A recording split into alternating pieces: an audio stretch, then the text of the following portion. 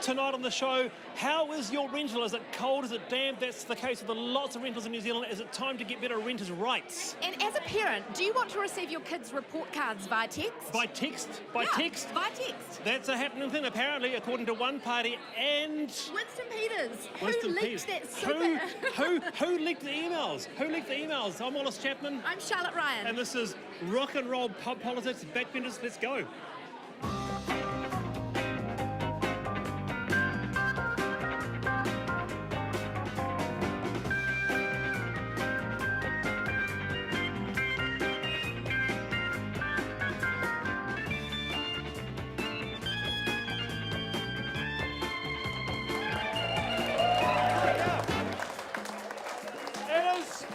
It is great to be back. This is the home of backbenders. Forget Auckland City, forget Auckland.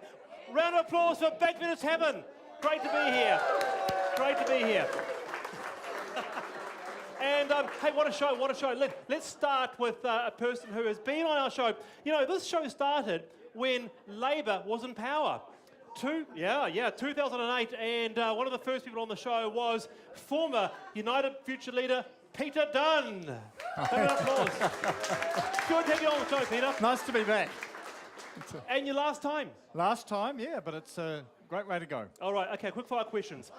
What have you been most proud of from 33 years in Parliament? Surviving. Yep. Yep. That's fair enough.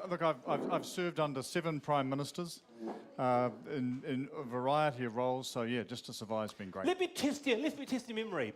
Where were you when Muldoon called a snap election? I was sitting at home.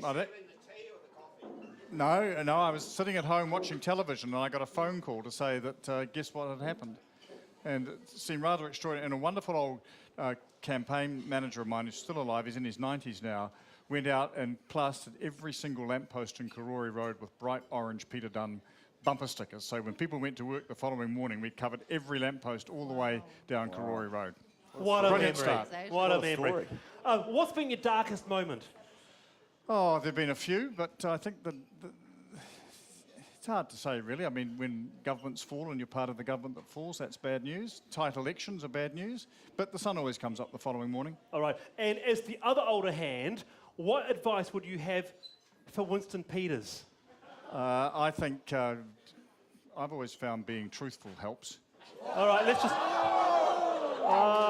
just leave it there. Someone tweet that, perhaps. And just finally, is it too late to bring back the worm? Yes, it is. Probably too late. it is, I think, yeah. All right, hey, big round of applause for Labour's Chris Hipkins, Rimataka. G'day. Good to have you on the show. Be here, Wallace. As always. Hey, talking education tonight. Yep, absolutely. You ready for it? I'm looking forward to it. All right, quick fire.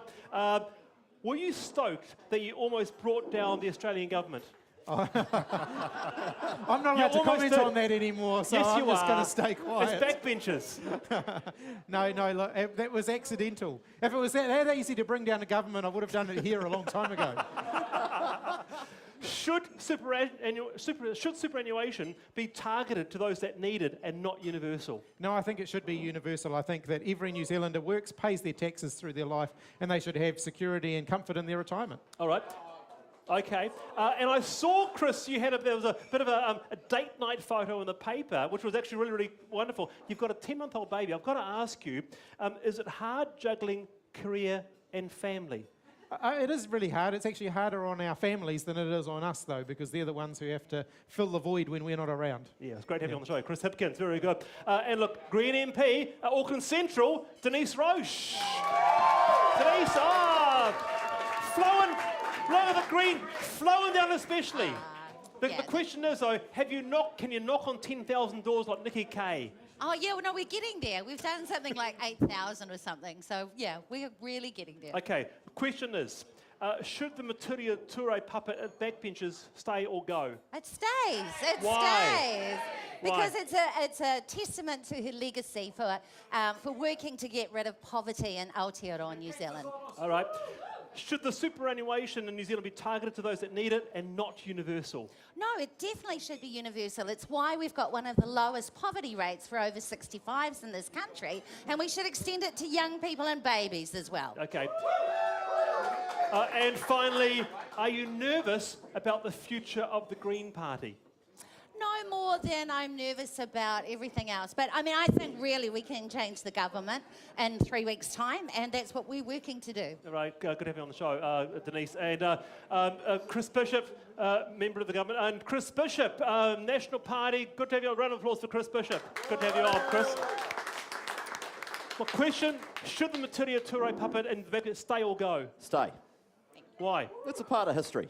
Okay, straight up. Should superannuation be targeted to those that need it and not universal? No, it should be universal. Denise is right. It's one of the reasons why we have such a low poverty rate amongst elder New Zealanders. Okay, and finally, you described Bill English's speech at the recent campaign launch as one of the best you'd ever heard. I did. What was so good It was a about it? cracker. What was so good about it? Because I think he set out an optimistic and aspirational view of New Zealand with some great policy around education, and he delivered it, you know, like a rock star. Right, very good. And fair enough too, very good. Great to have you on the show. Charlotte Ryan, how are you? Wallace Chapman, I'm so good. Hey, you were talking about the puppets before. You know that they're making a Jacinda puppet for the pub too. There's the Jerry Brownlee, there's the John... Is there still a Peter Dunne puppet? Burnt in the fire. It got burnt in the fire. Yes. Bring back the puppet. Bring back the Dunne. Bring back the Dunne. Bring back the Peter Dunne. Hey, it's time for this week's Top 5. Let's find out what the top 5 political moments of the week were. We said goodbye to Sir Colin Meads, Harvey hit Texas, and Lord shocked the world by not singing. This week's Top 5 is nothing short of eventful. Bit embarrassing for Super Crusader Winston Peters, forced to admit he's been overpaid on his pension, and he didn't notice. It was an innocent mistake. While he didn't know, it seems half the Beehive got a heads up, taking the no surprises policy to extremes. Rugby was the winner this weekend, the ABs securing the Bledisloe in the dying minutes.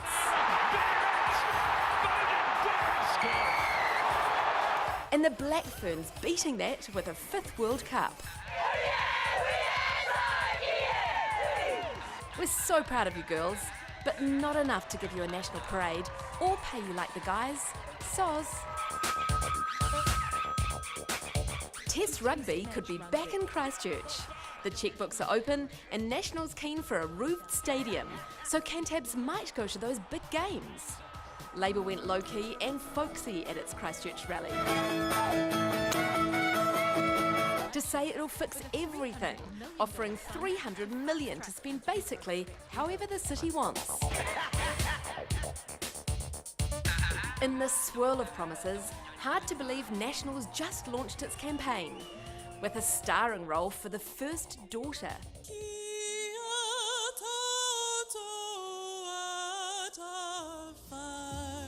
Who did save us from hearing Dad belt out the national anthem.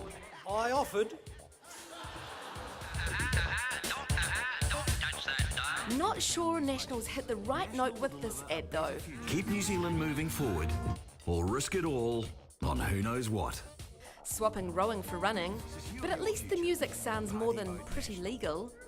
And Jacinda's got her own back, arranging a sit-down with a lipstick-wearing pig. Stuff you, Morgan! Actually, got to ask you, Chris Bishop, that's a good question about that ad. I mean, very sharp ad, but if you're running past people who fell down, wouldn't you stop to help them up? Yeah. I know that you would. Yeah, I think you're taking it a bit literally. It's a metaphor. But yeah, fair point. All right, okay. Supporting local content so you can see more of New Zealand on air.